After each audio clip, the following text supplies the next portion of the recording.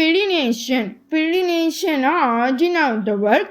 இதுக்கு எதுலேருந்து ஆர்ஜின் நம்ம எடுக்கலாம்னா மேனுஸ்கிரிப்ட் ஆர் கிறிஸ்டி ஆர் இன்சிடென்ட். இப்போ மகாபாரதம் கிறிஸ்டிலேருந்து கூட நம்ம ஆர்ஜின் எடுத்துக்கலாம். ஆர்ஜின்னா தொடக்க நிலை.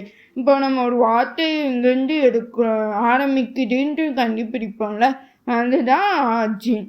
டெஸ்ட்டுக்கு ஆர்ஜின் இருக்காது, ஆனால் அதுக்கு இன்டர்பிரிட்டேஷனுக்கும் நிறைய மீனிங் இருக்கும்.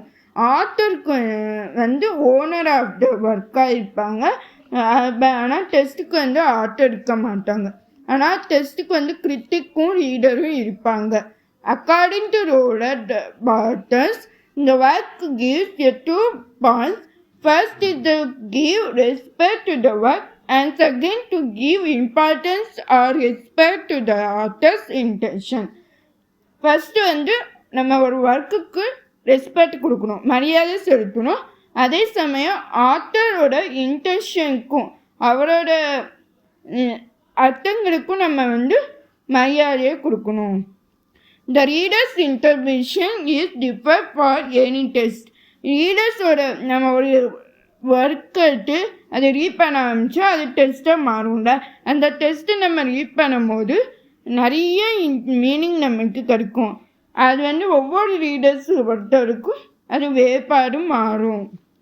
ஆனால் கோலி ஸ்கிரிப்ட்லேயும் இப்போ ஃபேக்ட்ஸ்லேயும் சரி பயோகிராஃபிலையும் சரி அந்த இன்டர்பிரிட்டேஷன் அந்த மீனிங் மாறாது, சேமாக தான் இருக்கும், உண்மையாக தான் மட்டும் இருக்கும்.